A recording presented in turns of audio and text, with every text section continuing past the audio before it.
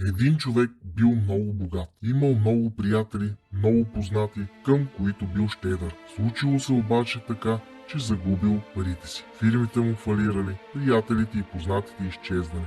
Жена му го напуснала, децата спрели да му говорят. Целият му живот се сринал.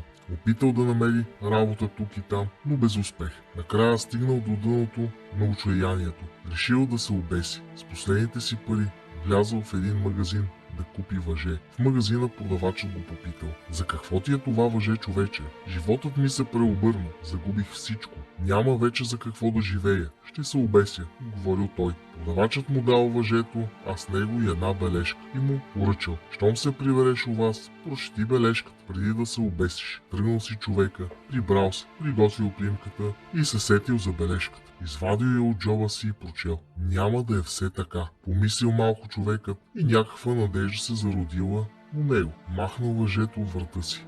Минало време, малко по малко, човекът започнал пак да се замълва. Възстановил бизнеса си и парите си. Решил да даде огощение в чест на това, че отново живее добре. Поканил целият град. Дошъл и продавачът. Стоял кротко на една маса и само наблюдавал. Отишъл при него домакинът и му казал: "Благодаря ти, добри човече. Ти ми спаси живота с онази бележка. Сега отново съм богат, имам приятели и животът ми има смисъл. Кажи какво да направя, за да ти се отблагодаря." Продавачът го погледнал, поклатил глава и казал: "Нищо не искам, освен едно. Запомни добре, няма да е все така."